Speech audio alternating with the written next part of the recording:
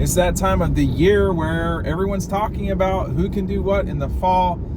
Heather Dinich was talking with some SEC coaches, and I'm going to talk a little bit more about this in some other videos. But basically, Heather's point was that there are 3 teams in the SEC that can beat Georgia. She's actually making the argument that there are 4 teams in the SEC that can beat Georgia, one of which is Georgia, which is kind of a curious comment. All right, but I guess what I'd say is, are we really, how are we talking here? But the 3 are Alabama, Tennessee, and LSU. And I think all 3 of those teams can beat Georgia in 2023. I don't know if there are more teams or not. The premise of the article indicates that there are not other teams that can do it. But, Georgia only plays one of those teams, which is Tennessee. Now, I'll tell you, if they get to Atlanta, the Dogs, they will almost certainly face either LSU or Alabama, and they will get a very good shot from both of those teams. The question, as I look at those 3 teams, let's start with LSU and where Brian Kelly is at in his process here. My suspicion is they're not quite at the level they need to be a national championship contender. Not yet. Now, I can be wrong about that for sure, because I really think LSU is the one program that can really fight Georgia over the long term. I think that Brian Kelly is going to be there for a while. I think that, Nick is certainly on the back 9, but I think LSU is always going to be there. They're always dangerous because they've got players. They're just hemorrhaging players. And they finally have a coach, for the first time since Nick was at LSU, that is a dangerous coach. And they've managed to win national championships without a good coach. That tells you all you need to know about LSU and what they can do. But LSU, I think, is not, I was talking, you talk with people off the record and all this, and I said, how much better was Georgia than LSU? And someone said back real quick, 20 points better, And, well, that was true in 22. Would that be the case in 23? We don't know. We'll know real quick with LSU because of them playing Florida State to start the season in Orlando. We'll know real quick with LSU what's going on. Make sure that you are signing up for our newsletter. The link is down below. You're going to miss out on a lot of these types of stories when we write them. You're going to miss out on a lot of nuance. In addition, we've still got Stetson Bennett signed double dogs. I'm not going to show it to you because I'm busy driving, but I'm running out of those. So make sure you're picking that up today. Those 2 links are down below. Tennessee, Georgia going to Tennessee, that's a good question. That's going to be probably the biggest challenge of the season. Now, to be fair, there was a lot of discussion a season ago at this time that going to Kentucky would be Georgia's biggest challenge of the season. Frankly, in terms of physical challenges, it was the hardest one because it was frigid. It was very difficult, but Kentucky was not what folks suspected they would be. Will Levis, who is probably going to get drafted in the first round somehow. The Cats, they were far out of winning the SEC by the time Georgia got there. So it really wasn't a situation that Kentucky could really stop Georgia or fight them or whatever you want to call it. Now look, I think that we've seen a change at Tennessee, the likes of which, Josh Heupel is a legitimate head coach. I think the question becomes, on a legitimate now, not like poking fun at people, do they have enough bodies to really fight Georgia for a 60-minute period? I don't know. But I know this. I know that playing at Neyland is the most difficult place that Georgia plays year in and year out. South Carolina's tough, Auburn's tough, but it's louder at Neyland than anywhere else I've ever been. The only thing that comes close to that is LSU, and that includes Alabama, for the record. But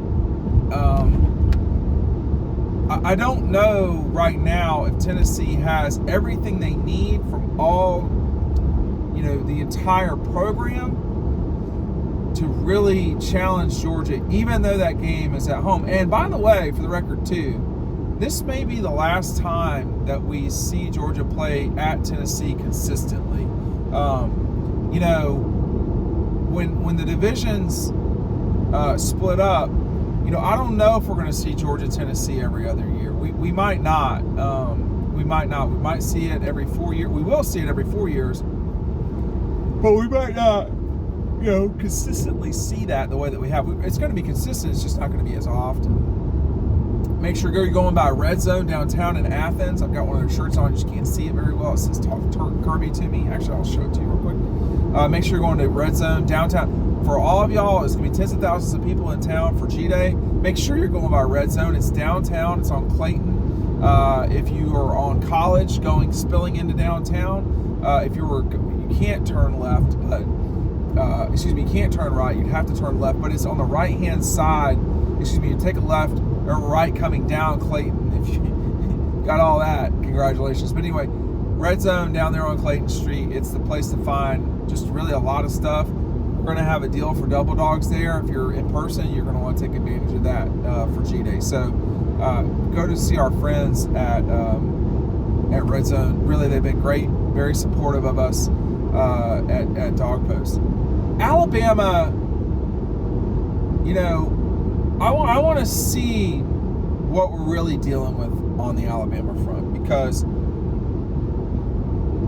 you know, I don't know if Mac Young was a generational quarterback or not. He was a first-round draft pick. Bryce Young was. And, you know, we're going to have to see how Alabama gets used to playing without a player who really was exceptional.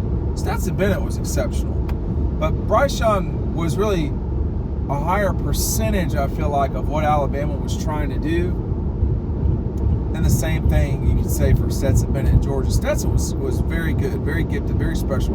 I also think, frankly, that the quarterback that Georgia is replacing Stetson with is probably better and more equipped to get to a national championship game than the player that Alabama is replacing Bryce Young with at this moment.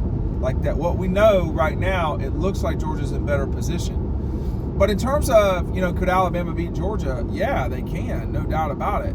I just don't think that Alabama is in as good a position as they were 3 years ago, which is, you know, when they really, you know, took a hold of Georgia and beat them, which was in 2020. In 21, obviously, the two teams split, Georgia winning the more important of the two.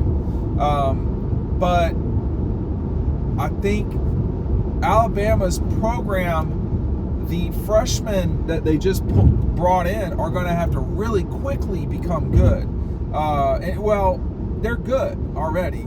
They're going to have to quickly become available and used to playing in big games and big moments. I don't know if that's going to be the case. I don't know if they will be ready for what's going to come at them when they play Georgia, or if they play Georgia. I mean, there's no certainty that Georgia and Alabama will play each other in 2023. But, you know, back to the Georgia beating Georgia, there's no question that all teams can beat themselves. If you've played an individual sport, you know you can beat yourself, and teams can beat themselves too. Georgia just has not done that a lot. I do take issue with one thing that was in Heather's article. It was a quote from another SEC coach that said Missouri should have beat them. No, bitch. Now I'm not talking about bitch Heather. I'm talking about whoever that coach was. Bitch, listen. If they should have beat them, they should have beat them, and they should have done it. They didn't, though. The team that won that game should have won that game. That's Georgia. And I'm talking about the situation, okay? What they did to win that game is how you win. If you don't understand that, I don't know what to say. Now, if it just slipped and that's something you said, then okay. But, you know, when you dominate a team in the third and fourth quarter, when you, in the game, taking a knee, yeah, you should have won the game. I mean, like, you know, you can say what you want about Ohio State shouldn't have beaten Georgia. Should have beaten Georgia. I'll listen to that more than I'll listen to this stupidity about how Missouri should have beat Georgia. Georgia out-grinded Mizzou. Georgia was willing to fight for 60 full minutes. Ohio State was too. Missouri wasn't. I mean, like, Missouri ran out of steam. They couldn't get first downs. They couldn't move the ball. They were kicking 50-yard field goals, which they deserve credit for. But I don't want to hear about how a team should have won when they didn't. And they lost by 4, and the other team's driving on them to possibly make it 11. You know, that you struggle on the road in this league, that's a given. I don't know who said that. I have a suspicion in my head who said it, but I'm not going to say that because there's no point. But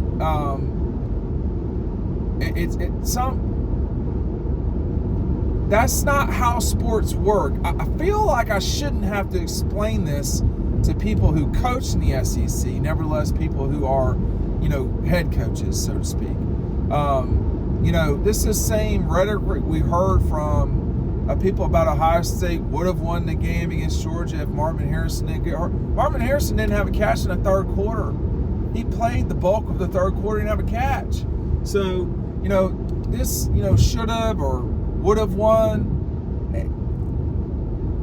No, that's not how it works. I mean, like, South Carolina beat Georgia in 2019. That team showed toughness and resilience. They were not the better team, and they won. Missouri was not the better team, and they lost. What's special about that in any way? How can you really conclude that they should have won the game? I was at that game. I witnessed it. Missouri played as well as they could play and lost. They, you know, Georgia grinded it out. That's it. I mean, Alabama should have won the SEC championship game in 2021. They were the better team. There were no, you know, hiccups or, you know, all this. No. The better team that day won. The better team the day that Georgia played Missouri won. That's it. I mean, so maybe that's why your program's not beating Georgia, whoever that person was. Or, you know, maybe that was Sam Pittman that said that. I doubt that. But whatever. I mean, you know, y'all, and whoever I'm talking to here, you know, you're getting paid to win football games. And frankly, you're getting paid to lose them too. But this is only about the final resort. There is no should have.